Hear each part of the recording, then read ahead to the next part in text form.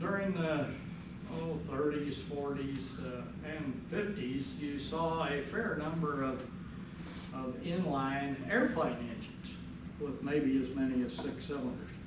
And some of those were where the cylinders were upright, and some of them where they were inverted. And then for bigger engines, we saw had both, many of your automobiles may have a V8. You don't see as many V8s today as you did back when I was a kid. I had a flathead 1950 Ford V8. That thing would outrun anything in sight. But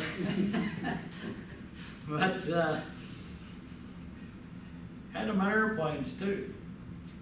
P-51 is a good example, had a V-type engine. Some of those had a lot of cylinders, maybe as much as 6 on each side for a total of 12. So then there's some of the bigger engines had an X-type where the cylinders were opposed but were in an X configuration. Well, most common light airplanes have the horizontally opposed. That's what we've got in the Cherokee 6. That's been, and most of the airplanes out there on the flight line, you'll see have horizontally opposed engines. This one's a Lycoming 0540. 540 means the displacement of the engine, okay? And the O means opposed. So the 0540, and then you'll see a bunch of other numbers behind that. But that's it. You may have an engine that's an IO540.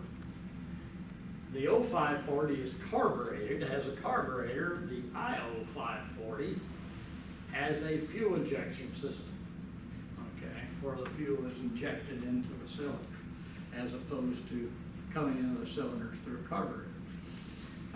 Most of these engines are air-cooled, and for air cooling to work, you have to open up the tolerances a good deal, and that causes them to not be as efficient as they could be. For instance, some of you may recall that a couple of years, probably 10, maybe 15 years ago now, or more. Some of you were probably just children when this occurred, but it was a round-the-world flight, non-stop around-the-world flight by a light airplane. And most of that occurred with a Continental 0200 engine. But it was an LO200 engine, liquid cooled. Most of your engines in your automobiles are liquid cooled engines. As a result, they can control the temperature much better, and they can tighten up the tolerances so they're more efficient. For instance, Volkswagen in Germany used to have, well, their famous Beetle had a air-cooled engine.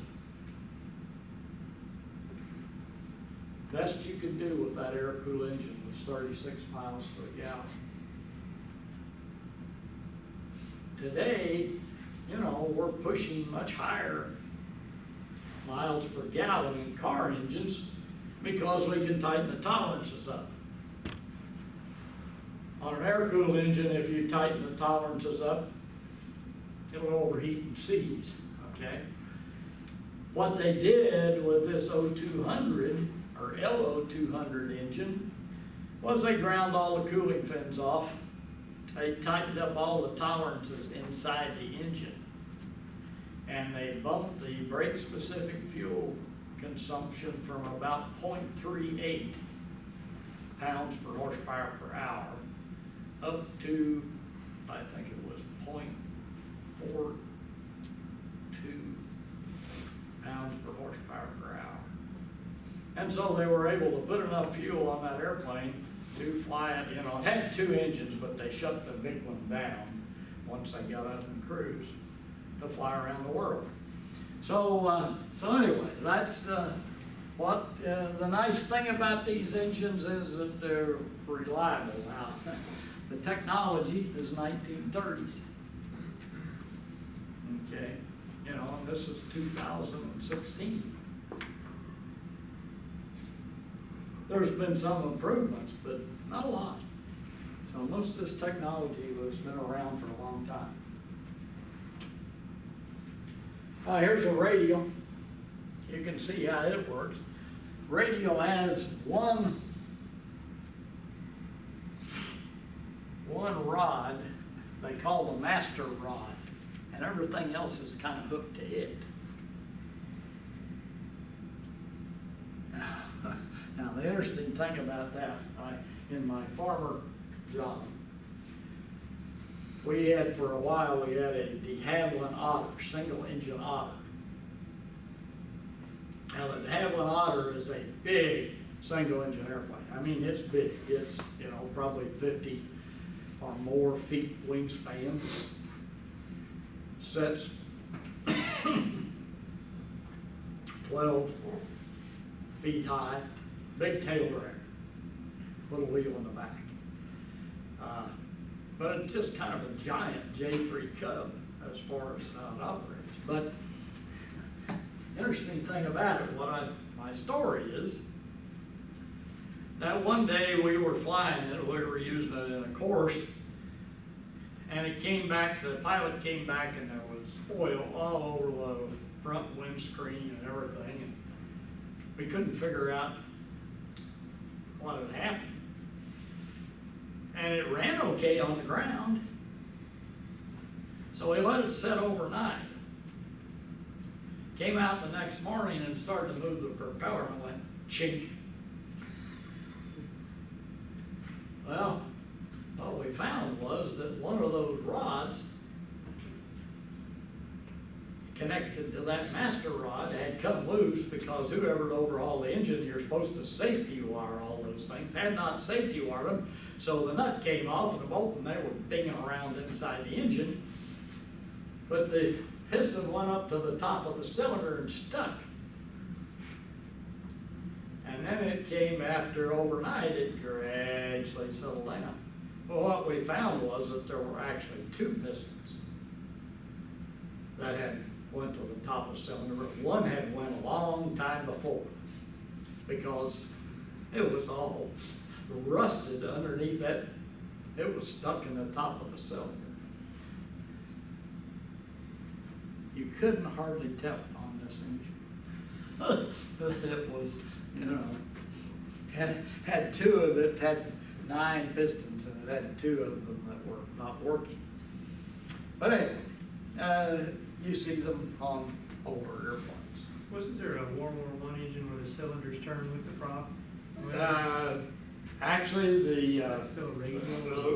Yes, the Roon rotary. That's what it meant. Was the propeller was mounted to the case, and the crankshaft was mounted to the firewall. Okay, and then the whole engine turned. The crankshaft was stationary. Okay, and the whole engine turned around the crankshaft. That's how it worked. And they used castor oil for lubrication. And I understand that the pilots always came back with castor oil all over the place and always had it running off. That's true with all regional style. Castor oil. But anyway. What it says here, needs odd number of cylinders to run smoothly. And that's true. Most of them, you know, are either 5, 7, 9.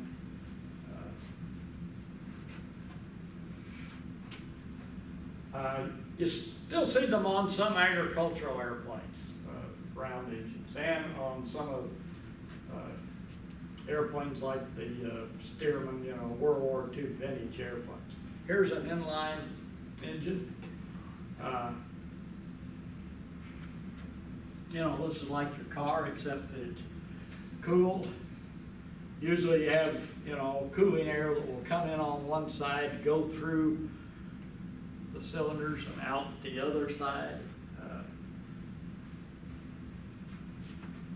Tens a week oil. Here's the V and X type engine. Rolls-Royce Merlin, very famous engine from World War II. B-51. P-51, Spitfire, all had Merlins, all had Merlin engines. And later, they were put in Spanish. If any of you have seen the movie Battle of Britain,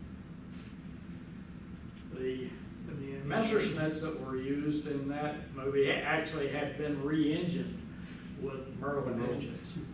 It didn't have a Daimler-Benz engine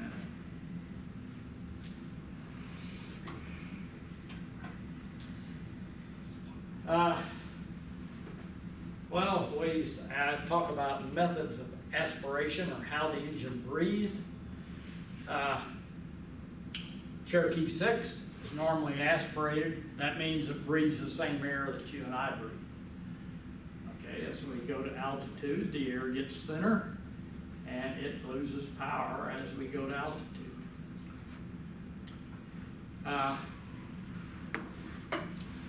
So we'd like to get rid of that. We'd like to maintain power as high as we can. And so we supercharge the engines. Now, a lot of people, a lot of car engines use superchargers these days on the ground. Really, they can probably make the engine lighter than using a supercharger for a car engine, but it really doesn't benefit you that awful much unless you're going to drive up Pikes Peak. Because the reason for using supercharger is to maintain ambient pressure. And what happens is the exhaust system drives this turbo, which turns the compressor, which does the supercharging. Now, if you look at that and you think about it a little bit, after a while you say, why do we have this engine in here? Why not just, connect these two and squirt some gas in there and set it on fire and let it burn? That's a jet. And it's a jet. And so we had turbochargers a long time before we had jets. But people looked at that and said, well, let's see if we just connect it. I happen to have met the two guys who invented the jet engine. Okay. Independent. Whittle gets more credit than does von Oheim.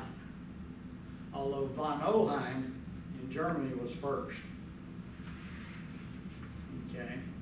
However, I happened to have lunch with von Oheim one day. Now let me tell you the story. He was the chief scientist for the Air Force propulsion laboratory at Wright-Patterson for many years after World War II.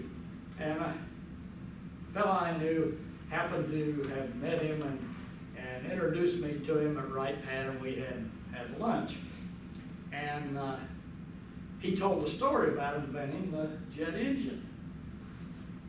And he said, when he invented the jet engine and patented it in Germany, Hitler, of course, was, in charge, and he wouldn't let him patent any new invention like that outside of Germany. So he said, he was drawing all these royalties inside Germany for his patent. But everything was rationed, so he couldn't spend the money. Because the war was about to start and they couldn't spend the money. And of course, we know what happened. The war ended. The German Deutschmark was not worth the paper it was written on. And so von Oheim did not become a rich man for his invention. Whittle, on the other hand, was living in England, and this all occurred in about the same time frame. Okay, and I also had the opportunity to meet Whittle. He was married an American woman, came to Annapolis, Maryland, and was teaching at the Naval Academy. And I had the opportunity to meet him there when I was up there with a student on another project. But anyway, that's a little side thing about the jet engine, and we'll talk more about jet engines later. But you see, essentially, both of them took kind of this concept and said, we'll put fire in between those two wheels, and you know, we've got a different propulsion. This is the turbocharger, and it has a controller here. And how you control this thing, we call this the wastegate, and it has a density controller. As the density changes, this thing forces more of the exhaust to go through the turbine. Okay, as you go up in altitude, this thing begins to close. You will eventually reach a place where you're running all of the exhaust through the turbine. Once that occurs, this engine starts acting like a normally aspirated engine on up. But, you know, that may be 20,000 feet. In fact, when I worked at Beach, we had an airplane, a Baron, that was certified, unpressurized Baron, that was certified to 32,000 feet. And we used to regularly go that high on a Mickey Mouse mask. In fact, one day we were coming to Tallahassee to do an air conditioning test with the airplane from Beach, and we were down over Arkansas at 29,000 feet, and we had a B-58 go under us at 28,000. And the air traffic controller said, "What kind of Baron are you?" But anyway, that's a little more story there. Let's move on. Fuel air mixing. Well, we said there's a carburetor, which most of you are semi-familiar with carburetors. It has a little bowl where the fuel is and has a float in it, which regulates the fuel going into the engine, and it has a venturi. And of course, one of the problems with venturis is that they drop the temperature and can cause ice to form in here. And once that happens, shut your engine off. Well, so on airplanes, and if you ask myself or Tommy, when we're doing a run-up, we'll generally check. There's a lever that we check that is the carburetor heat. Now, we generally don't, you need it here in Florida, unless in the wintertime, sometimes you may very well need it because you get down to about 70-degree temperature or less, and you'll start picking up ice. Particularly with a lot of moisture in the air like we have here.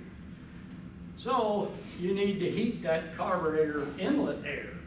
And the FAA requires you to heat it to be able to raise the temperature 75 degrees Fahrenheit on the engine.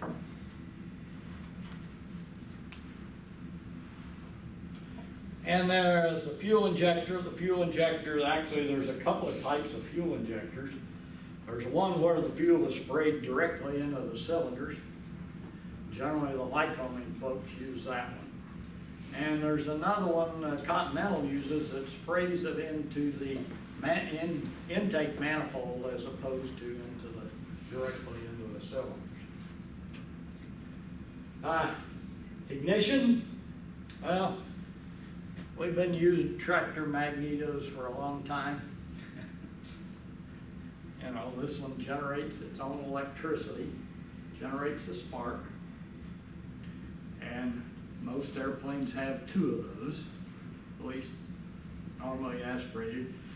More recently, we're getting into electronic kinds of ignition. The folks over here in town at what used to be called Liberty, now Discovery, and, you know, now they may be out of business, I'm not sure, but they used a Continental engine that had a full authority digital engine control. It measured all sorts of stuff on the engine and said, we're only gonna put this much fuel in that cylinder, due to what its temperature is, and, you know, what the exhaust gas temperature and all. It measured all of those things, and the little computer said, put this much gas in. Very fuel efficient. This little airplane, 125 horsepower engine, burned less than 5 gallons an hour. Even doing a lot of climbing and that sort of thing. Very efficient little system.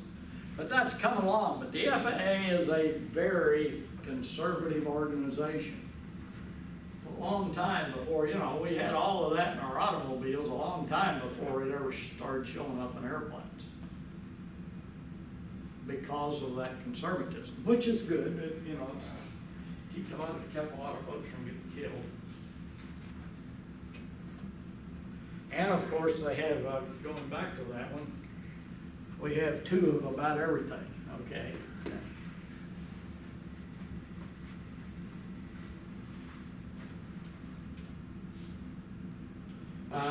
Types of cooling, air cooling, we talked about that, and liquid cooling. And, you know, that shows for a liquid cool system, you gotta have some sort of a radiator. P-51 used that to an advantage. Many of the World War II airplanes actually, through a good inlet design, added, you know, cooled the engine by adding that heat to a nice inlet, which essentially stopped the flow, you know, turned it into pressure before it went through the radiator. When it come out the back end of the airplane, added several miles an hour to the speed. P-51, I think the radiator added about 3 or 4 knots.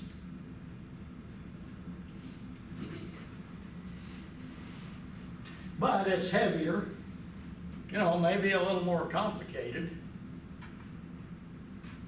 But, you know, when I was a kid growing up, it wasn't uncommon to see a car beside the road with the hood up and the steam coming out of the system, because hose technology wasn't very good back then, and a whole bunch of other things. And, you know, it wasn't uncommon for a car to overheat. And, you know, you ever see that happen today?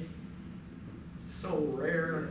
Yeah, you may have seen one, but it's rare. My friend's right? radiator got a leak in it, so he had to keep refilling it with water. But without a leak, I mean, you know, generally it just don't happen anymore. But shoot, when I was in my teens and early college, it wasn't uncommon to see somebody beside the road, and you know, you had to clean your radiator regularly and that sort of thing. Today, you don't hardly have to mess with it. Okay, well, how does this thing work? Well, this is an ideal power stroke or a reciprocating engine.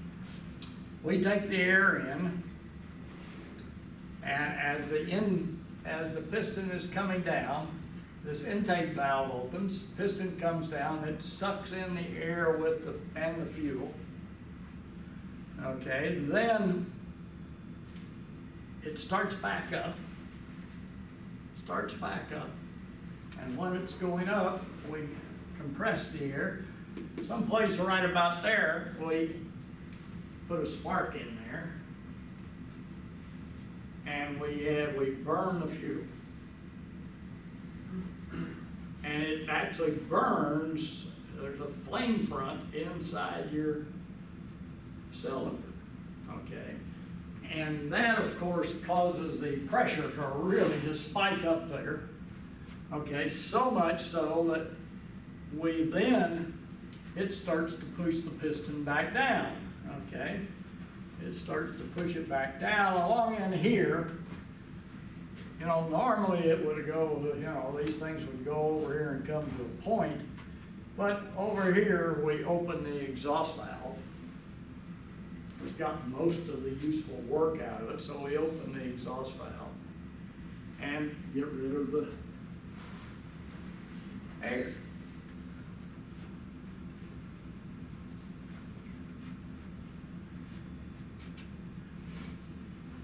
So we can have an ideal horsepower output, and that's essentially the horsepower output is the area in this curve.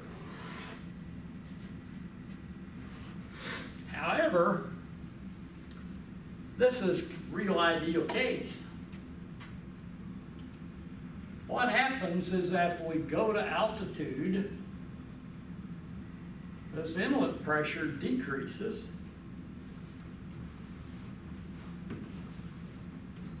And the outlet pressure, you know, we're still working against, in this part of this thing, when we're getting rid of it, we're still working against the exhaust system and all that sort of thing. Okay, so if this exhaust blue line here stays about where it is and this green line drops, then the horsepower is this area minus that one.